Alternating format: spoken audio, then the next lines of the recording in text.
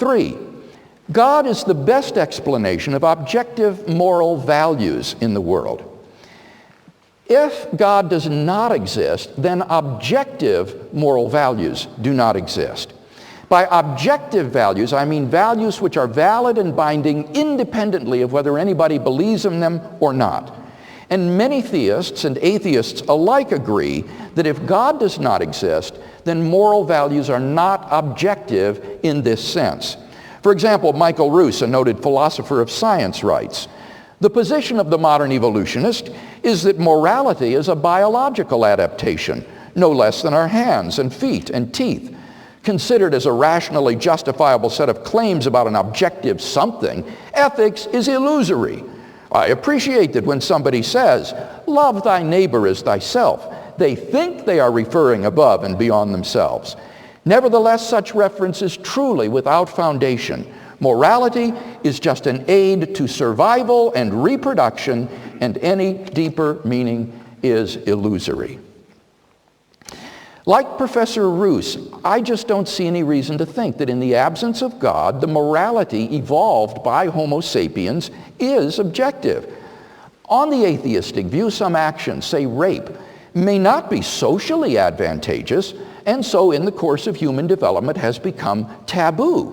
But that does absolutely nothing to prove that rape is morally wrong. On the atheistic view, there's nothing really wrong with your raping someone.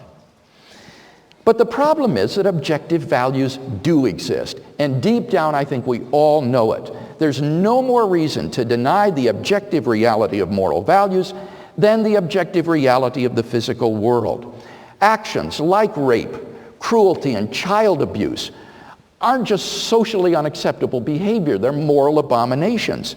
Ruse himself admits, and I quote, "The man who says it is morally acceptable to rape little children is just as mistaken as the man who says 2 + 2 = 5, end quote.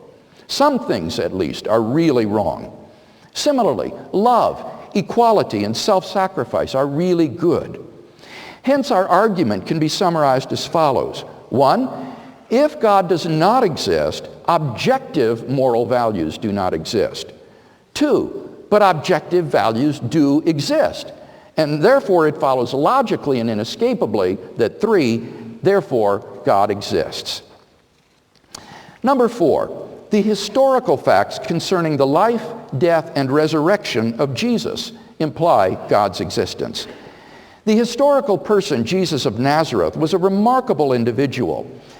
New Testament critics have reached something of a consensus that the historical Jesus came on the scene with an unprecedented sense of divine authority, the authority to stand and speak in God's place.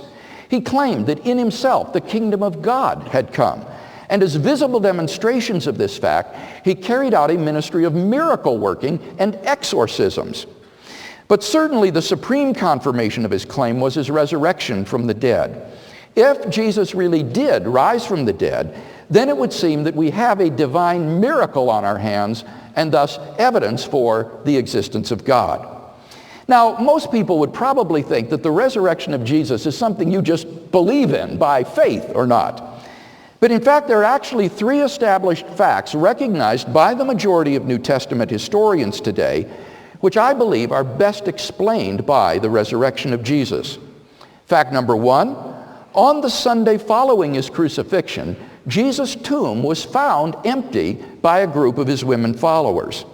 According to Jakob Kramer, an Austrian specialist in the study of the resurrection, by far most scholars hold firmly to the reliability of the biblical statements about the empty tomb.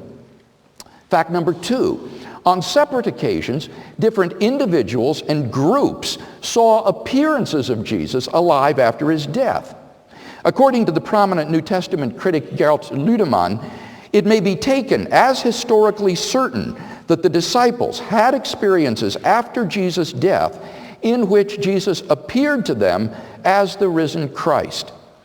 These appearances were witnessed not only by believers, but also by unbelievers, skeptics, and even enemies. Fact number 3, The original disciples suddenly came to believe in the resurrection of Jesus, despite having every predisposition to the contrary. 2 minutes. Jews had no belief in a dying, much less rising Messiah. And Jewish beliefs about the afterlife precluded anyone's rising from the dead to glory and immortality before the end of the world. Nevertheless, the original disciples came to believe so strongly that God had raised Jesus from the dead that they were willing to die for the truth of that belief. N.T. Wright, an eminent New Testament scholar, has concluded, that is why, as an historian, I cannot explain the rise of early Christianity unless Jesus rose again, leaving an empty tomb behind him. Attempts to explain away these three great facts, like the disciples stole the body or Jesus wasn't really dead, have been universally rejected by contemporary scholarship. The fact is that there just is no plausible naturalistic explanation of these facts. And therefore, it seems to me, the Christian is amply justified in believing that Jesus rose from the dead and was who he claimed to be. 1 minute left. But that entails that God exists. And thus we have a sound inductive argument for the existence of God. Finally, number 5, God can be immediately known and experienced. This isn't really an argument for God's existence. Rather, it's the claim that you can know that God exists wholly apart from arguments, simply by immediately experiencing him. This was the way people in the Bible knew God. As Professor John Hick explains, God was known to them as a dynamic will interacting with their own wills, a sheer given reality as inescapably to be reckoned with as destructive storm and life-giving sunshine. To them, God was not an idea adopted by the mind, but an experienced reality which gave significance to their lives. Now, if this is the case, then arguments for the existence of God could actually distract us from God himself. If you're sincerely seeking God, then God will make his existence evident to you. The Bible promises, draw near to God, and he will draw near to you. And therefore, I think we have good grounds for thinking that belief in God is not a delusion. Thank you.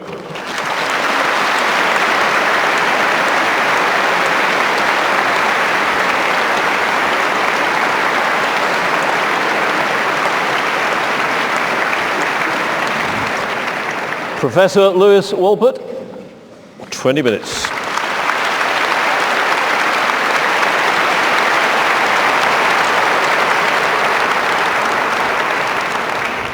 Well, thank you very much. I'm not sure that I really want to thank the organizers for asking me to do this.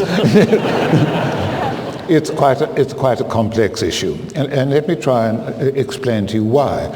The vast majority of you here, we worked out something like 90%, believe in God and are religious. I am not against people being religious. I think it helps you a great deal. I'm against religion when it interferes in the lives of other people. I'm very happy to discuss this. In other words, if you believe, for example, that the fertilized egg is really a human being, which some people in religious organizations believe, then I'm very hostile to you because it's nonsense. This is one of my subjects, developmental biology. Or if, for example, you're against contraception for religious reasons, and therefore AIDS, as it were, can become more common. So I'm not against people having a belief in God. I do believe that that belief is false, and I'm saved by the fact that whatever arguments I give you, I have no illusion, I have no delusion that I will persuade you to change your minds. Beliefs are like possessions, and I ask you, when did you really last give up a basic belief for your partner or your parent or your child? It's very hard to do so. Now, just let me remind you a nice statement from Richard Dawkins, who's been mentioned already. He points out that in talking about God, there exists a superhuman, supernatural intelligence who deliberately designed and created the universe and everything in it, including us. Now, if you believe that, and many of you do believe that, you feel better. And that, I regret to tell you, is why you believe in it. And that really is the origin of religion. People who have religious beliefs are on the whole healthier. Not much healthier, don't get carried away by it. But you do better, on the whole you do better.